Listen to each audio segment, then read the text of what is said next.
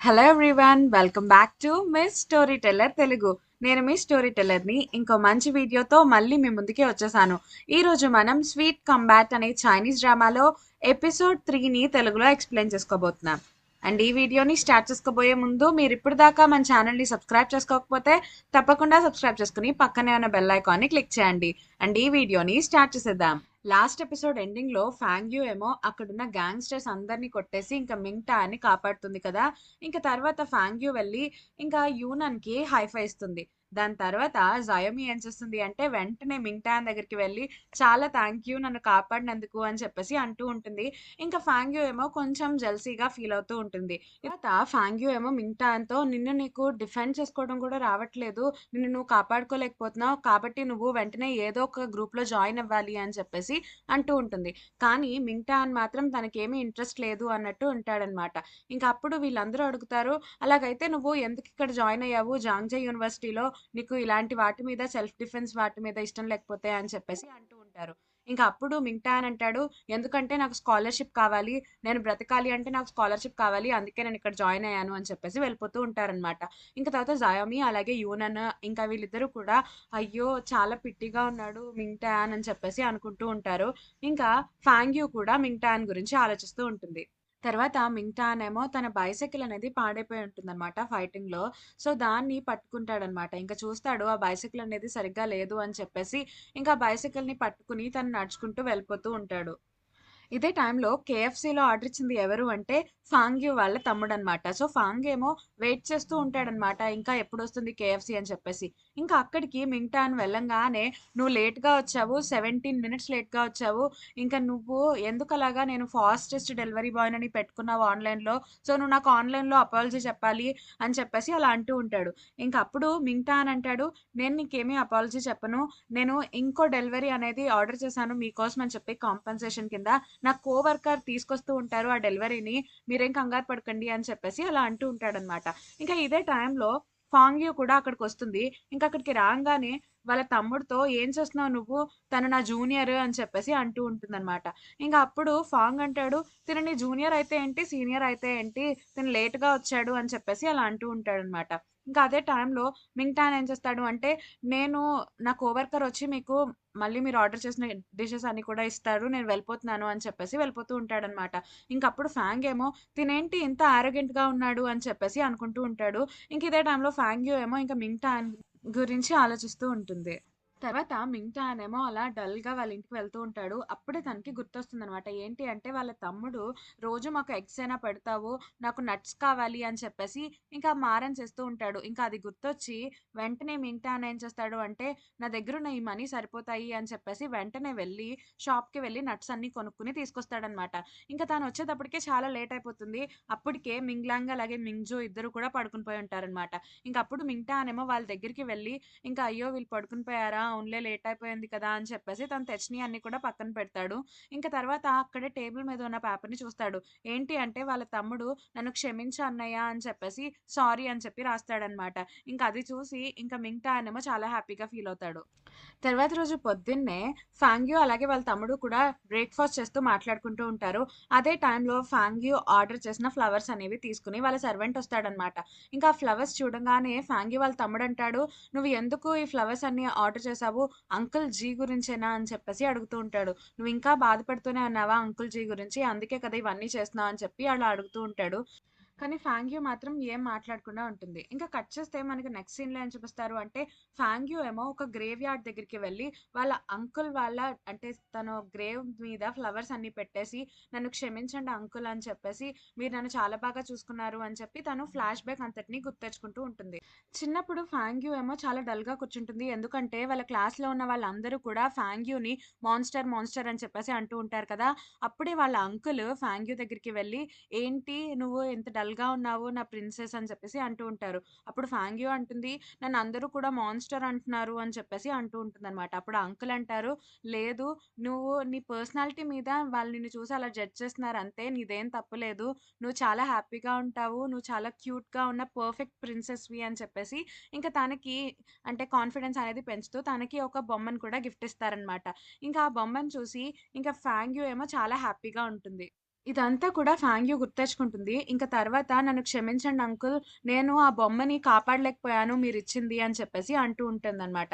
ఇంక అప్పుడే ఎ మళ్ళీ తను ఫ్లాష్‌బ్యాక్ అనేది తలుచుకుంటూ ఉంటుంది ఆ బొమ్మ గురించి. ఫాంగ్యూ చిన్నప్పుడు ఆ బొమ్మతో ఆడుకుంటూ ఉంటుందనమాట. అంకుల్ నేను మిమ్మల్ని మిస్ అవుతున్నాను. మీరిచ్చిన బొమ్ముంది కదా నాతో మీరున్నట్టే నాకు అని చెప్పేసి అలా అనుకుంటూ ఉంటుంది. ఇదే టైంలో ఫాంగ్యూ వాళ్ళ గ్రాండ్ ఫాదర్ ఒస్తారు. గ్రాండ్ ఫాదర్ వచ్చేసి, "ఏంటి నువ్వు బొమ్మలతో ఆడుకుంటున్నావు? నువ్వింకా చిన్నదానివనుకుంటున్నావా ఏంటి? నువ్వు వీక్‌గా ఉండకూడదు. స్ట్రాంగ్‌గా ఉండాలి. ఇలాంటి బొమ్మలతో ఆడుకుంటే వీక్‌గా ఉంటావు నువ్వు" అని చెప్పేసి, ఇంకా మీ తమ్ముడు చాలా చిన్నగా ఉన్నాడు. మీ తమ్ముడిని నువ్వే పెంచాలి అని చెప్పేసి, ఆ బొమ్మను లాక్కొని వెళ్ళిపోతారనమాట. ఇంకా వాళ్ళ గ్రాండ్‌పా ఏమో ఆ బొమ్మను లాక్కొని వెళ్ళిపోయిన తర్వాత ఫాంగ్యూ ఏమో చాలా బాధపడుతూ, ఏడుస్తూ ఉంటుంది. ఇవన్నీ కూడా ఫాంగ్యూ తలుచుకుని నన్ను క్షమించండి అంకుల్ అని చెప్పేసి, ఇంక తనేమో కార్‌లో వెళ్ళిపోతూ ఉంటుంది. ఇదే టైంలో మింగ్‌టాన్ కూడా అక్కడికే వస్తూ ఉంటాడనమాట. ఇంక అప్పుడు మింగ్‌టాన్ ఏమో ఎవరో వచ్చారేంటి కార్‌లో వెళ్తున్నారు అని చెప్పేసి వాళ్ళని అలా చూస్తూ ఉంటారు. తర్వాత మింగ్‌టాన్ కూడా ఈ అంకుల్ దగ్గరికి అంటే అంకుల్ జీ వాళ్ళ గ్రేవ్ దగ్గరికే వచ్చి ఇంకా ఫ్లవర్స్ అనేవి పెడదామని చూస్తూ ఉంటారు. కానీ అక్కడ ఆల్రెడీ ఫ్లవర్స్ ఉంటాయన్నమాట. ఇంక తనేమో అయితే ఇందాక ఎవరొచ్చారు అని చెప్పేసి ఆలోచిస్తూ ఉంటాడు. ఇంక తర్వాత మింగ్‌టాన్ ఏమో ఆ గ్రేవ్ దగ్గర అంకుల్ జీ నన్ను క్షమించండి. నేను మిమ్మల్ని విజిట్ చేయలేకపోయాను. ఎందుకంటే నేను కొంచెం బిజీగా ఉండటం వల్ల. నేను టయాన్ వాళ్ళ అబ్బాయిని అని చెప్పేసి ఇంకా ఫ్లవర్స్ అనేవి అక్కడ పెట్టేసి ఇంకా మింగ్ టాన్ వెళ్ళిపోతూ ఉంటాడు. కట్ చేస్తే నెక్స్ట్ సీన్‌లో ఏం జరుగుతుంది అంటే మింగ్ టయాన్ అలాగే జయోమి ఇంకా యూనన్ ఇంకా ఫాంగ్యూ వీళ్ళు నలుగురు కూడా బయట రోడ్డు మీద అంటే గొడవ పడ్డారు అని చెప్పేసి కాలేజ్‌కి కంప్లెయింట్ వస్తుంది. ఇంకా వీళ్ళు నలుగురిని పిలిచి మేము నీ నలుగురికి పనిష్మెంట్ ఇస్తాము అని చెప్పేసి అంటూ ఉంటారు. ఇంక అప్పుడు మింగ్ టాన్ అంటాడు వీళ్ళు ముగ్గురిని వదిలేయండి. నా వల్లే ఈ గొడవ స్టార్ట్ అయింది. సో నాకివ్వండి ఆ పనిష్మెంట్ అని చెప్పేసి మింగ్ టాన్ అంటూ ఉంటాడు. ఇంక అప్పుడు ఈ డైరెక్టర్ ఏమంటారు అంటే మింగ్ టయాన్ లేదు నేను నీకు పనిష్మెంట్ ఇవ్వను. ఎందుకంటే నువ్వు చాలా మంచివాడివి. మన కాలేజ్‌కి నువ్వే పేరు తీసుకురావాలి. సో నువ్వు మంచి పనే చేశావు. నువ్వు చాలా స్ట్రాంగ్‌గా చేశావు కాబట్టి నేను నీకు రివార్డ్ ఇస్తాను అని చెప్పేసి మిగతా ముగ్గురికి పనిష్మెంట్ ఇస్తాను అని చెప్పి మిగతా ముగ్గురిని మింగ్ టయాన్‌కి అంటే ట్రైనింగ్ ఇవ్వమని చెప్తారనమాట. ఇంకప్పుడు మింగ్ టయాన్ అంటాడు ఇది నాకు రివార్డ్ ఎలా అవుతుంది? ఇది రివార్డ్, పనిష్మెంట్ 2 ఒకేలా ఉన్నాయి అని చెప్పేసి అంటూ ఉంటారు. కానీ డైరెక్టర్ మాత్రం లేదు మీరు ఇది ఒప్పుకోవాల్సిందే అని చెప్పేసి వాళ్ళందరిని కూడా పంపించేస్తారనమాట. ఈ పనిష్మెంట్‌తో జయోమి మాత్రం చాలా హ్యాపీగా ఉంటుంది. ఇంక వెంటనే మింగ్ చాన్ దగ్గరికి వెళ్లి నేను నీకు కోచ్ కింద ఉంటాను. నేను నిన్ను ట్రైన్ చేస్తాను అని చెప్పేసి అంటూ ఉంటుంది. ఇదే టైంలో యూనన్ అంటుంది నువ్వేంటి నేర్పించేది నేను నేర్పిస్తాను. నేను ఫాంగ్యూ కలిసి నేర్పిస్తాము అని చెప్పేసి మళ్ళీ వీళ్ళిద్దరూ గొడవ పడటం స్టార్ట్ చేస్తారు. ఇంక మింగ్ చాన్ ఏమో వాళ్ళిద్దరితో మాట్లాడకుండా ఇంక తను వెళ్ళిపోతాడనమాట. నాకసలు ఇలాంటివి ఇంట్రెస్టే లేదు అని చెప్పేసి. తర్వాత వీళ్ళందరూ కూడా క్లాస్‌కి వెళ్తారు. ఇంకా క్లాస్‌లో టీచర్ ఏమో జెండర్ ఈక్వాలిటీ గురించి చెప్తూ ఉంటారు. ఇంక యూనన్‌కేమో ఈ క్లాస్ అంటే బోర్‌గా ఉంటుంది. అప్పుడే టీచర్ అంటారు, "యూనన్ నువ్వు నీకేదో చెప్పాలనున్నట్టుంది కదా! చెప్పు" అని చెప్పేసి అంటూ ఉంటారనమాట. అప్పుడు యూనన్ అంటుంది, "అసలు ఈ జెండర్ ఈక్వాలిటీ ఎందుకుంటుంది? అసలు జెండర్ ఈక్వాలిటీ అనేదే ఉండదు. ఏముంటుంది అంటే జెండర్ అపోనెంట్స్ మాత్రమే ఉంటారు మనకి" అని చెప్పేసి అలా అంటూ ఉంటుందనమాట. ఇంకా క్లాస్ అందరూ కూడా తనకి క్లాప్స్ కొడుతూ ఉంటారు. అప్పుడే జాయమి అంటుంది, "తనకి జెండర్ ఈక్వాలిటీ ఎందుకు అక్కర్లేదు అంటే తనకి గర్ల్‌కి ఉండే హార్ట్ లేదు" అని చెప్పేసి అలా అంటూ ఉంటుందనమాట. ఇంకప్పుడు యూనాన్‌కేమో కోపమొచ్చేసి, "ఏంటి నన్నెలా అంటున్నావు నువ్వు? నాకు గర్ల్ హార్ట్ ఉందో లేదో ఫంగ్యూ చెప్తుంది" అని చెప్పేసి ఇంకా ఫంగ్యూని అడుగుతుంది. ఇంకప్పుడు జాయమి అంటుంది, "ఏంటి అసలు దొంగతనం జరిగిందా లేదా అని చెప్పేసి నువ్వెళ్లి థీఫ్‌నే అడిగినట్టుంది. అసలు ఫంగ్యూ అయితే అసలు తనకి గర్ల్ హార్టే లేదు" అని చెప్పేసి అలా అంటూ ఉంటుందనమాట. ఇంక అదే టైంలో ఫంగ్యూ నుంచుంటుంది. నుంచుని మా ఇద్దరికీ గర్ల్ హార్ట్ అవసరమే లేదు అని చెప్పేసి అంటుందనమాట. ఇంకా క్లాస్‌లో ఉన్న వాళ్ళందరూ కూడా క్లాప్స్ కొడుతూ ఉంటారు. ఇంకప్పుడు టీచర్ అంటారు, "అందుకే మీరు ఈ క్లాస్‌ని వినాలి. జెండర్ ఈక్వాలిటీ అనేది ఇంపార్టెంట్" అని చెప్పేసి క్లాస్ చెప్తూ ఉంటుంది. ఇదే టైంలో డైరెక్టర్ వచ్చేసి, "ఫంగ్యూ నేను నీతో మాట్లాడాలి" అని చెప్పేసి ఫంగ్యూని తీసుకెళ్తూ ఉంటారు. అదే టైంలో వాళ్ళ క్లాస్ టీచర్ ఏమో అటెంటివ్ లిజనింగ్ గురించి క్లాస్ చెప్తూ ఉంటుందనమాట. ఇంకా ఫంగ్యూ ఏమో బయటికి వెళ్తూ ఆలోచిస్తూ ఉంటుంది. నిజంగా గర్ల్ హార్ట్ అనేది అంత ఇంపార్టెంటా? గర్ల్ కింద రికగ్నైజ్ చేయాలి అంటే, నేను ఇంతలాగా కోల్డ్‌గా ఉన్నా సరే, నేను ఇంత హెయిర్ పెంచాను కదా! అంటే అమ్మాయిలకే కదా హెయిర్ ఉండేది.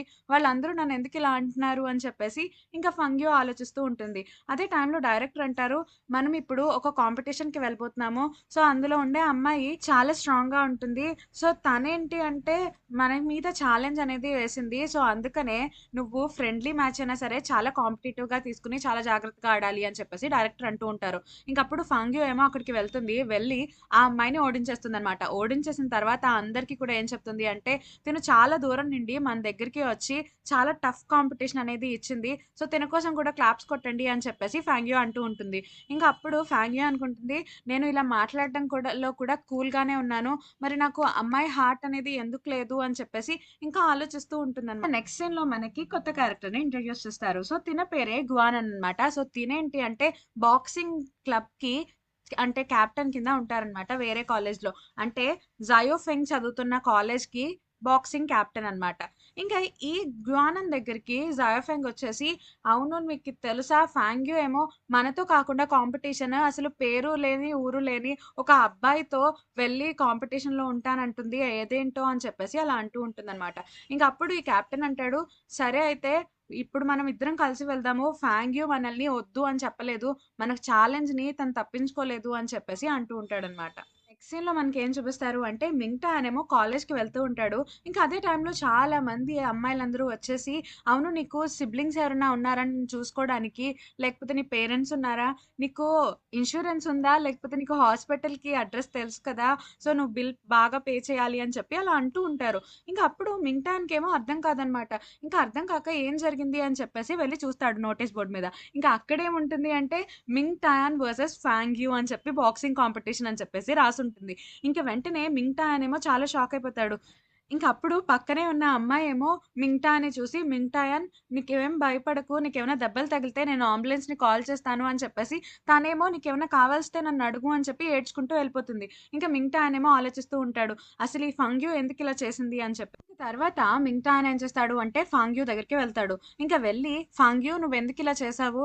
ఏంటి నువ్విప్పుడు గ్రేట్ అని ప్రూవ్ చేసుకోవాలా? లేకపోతే నన్ను అందరి ముందు ఇన్సల్ట్ చేయాలని ఇలా చేస్తున్నావా?" అని చెప్పేసి అలా అంటూ ఉంటాడు. ఇంకప్పుడు ఫంగ్యూ అంటుంది, "నేనెందుకిలా చేయకూడదు? నేను నీకు అంటే నీ సెల్ఫ్ డిఫెన్స్ అనేది నేర్పించాలి కదా! అందుకే నేనిలా చేస్తున్నాను" అని చెప్పేసి అలా అంటూ ఉంటుందనమాట. ఇంకప్పుడు మింగ్టాన్ అంటాడు, "లేదు నాకిష్టం లేదు. నేను పార్టిసిపేట్ చేయను" అని చెప్పి అంటూ ఉంటాడు. అప్పుడు ఫాంగ్యూ అంటుంది, "నీకిష్టం లేకపోతే వెళ్ళి నువ్వు కాలేజ్‌లోంచి మారిపో. వేరే కాలేజ్‌కి ట్రాన్స్‌ఫర్ అయిపో" అని చెప్పేసి అలా అంటూ ఉంటుంది కోపంగా. ఇంకప్పుడు మింగ్టాన్ అంటాడు, "సరే అయితే ఈసారి నేను కన్ఫర్మ్‌గా కాలేజ్‌లోంచి వెళ్ళిపోతాను" అని చెప్పేసి ఇంక అక్కడి నుండి వెళ్ళిపోతాడు. తర్వాత ఫాంగ్యూ ఏమో అదేంటి నేనేమైనా తప్పుగా మాట్లాడానా అని చెప్పేసి ఫీల్ అవుతూ ఉంటుంది.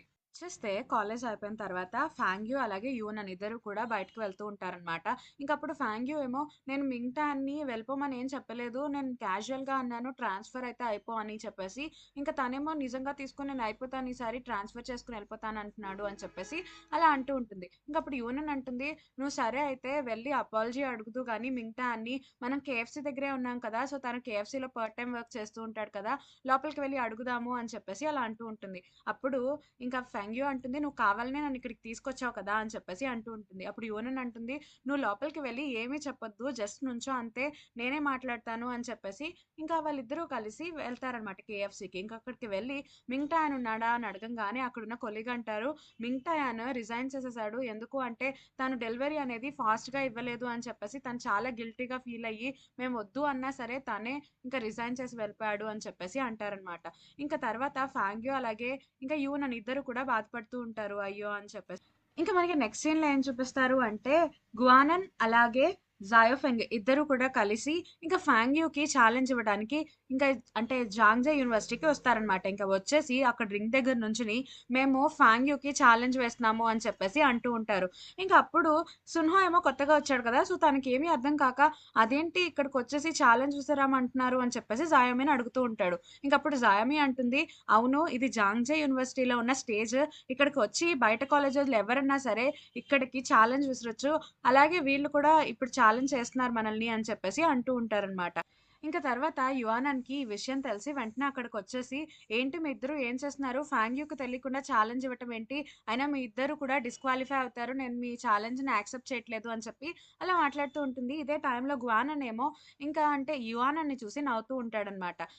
ఇంక మనకి నెక్స్ట్ సీన్‌లో ఏం చూపిస్తారు అంటే, ఫాంగ్యూ ఏమో ఇంక మింగ్‌టాని తలుచుకుంటుందనమాట. ఏంటి అంటే తనకి లాస్ట్ డే తన బైసైకిల్ అనేది విరిగిపోయింది కదా! సో, అందుకని చెప్పేసి తనకి ఒక మంచి బైసైకిల్‌ని కొందాము అని చెప్పేసి బైసైకిల్ షాప్‌కి వెళ్తుంది. ఇంక వెళ్ళి వెంటనే అక్కడున్న మంచి బైసైకిల్‌ని అడుగుతుందనమాట. ఇంకా షాప్ ఓనర్ కూడా ఈ సైకిల్ చాలా బావుంటుంది అని చెప్తాడు. ఇంకా అప్పుడు ఫాంగ్యూ ఏమో ఆ సైకిల్‌ని కొనేసి తీసుకొస్తూ ఉంటుంది. ఇంకా ఈ సైకిల్ ఇస్తే మింగ్‌టాన్ ఇంకా హ్యాపీగా ఫీల్ అవుతాడేమో అని చెప్పి అనుకుంటూ ఉంటుంది. మళ్ళీ అవును నేనెందుకు తన గురించి ఆలోచిస్తున్నాను చూస్తున్నాను. నేను ఇంకా మనకి నెక్స్ట్ సీన్‌లో ఏం చూపిస్తారు అంటే మింగ్‌టా ఏమో డైరెక్టర్ దగ్గరికి వెళ్లి నేను ఈసారి కాలేజ్ నుండి వెళ్ళిపోదాం అనుకుంటున్నాను అని చెప్పేసి అంటూ ఉంటారు. ఇంక అప్పుడు డైరెక్టర్ అంటారు ఎందుకిలా అంటున్నావు అనేటప్పటికి మింగ్‌టా అంటాడు నాకు ఈ కాంపిటీషన్‌లో పాల్గొనడం ఇష్టం లేదు.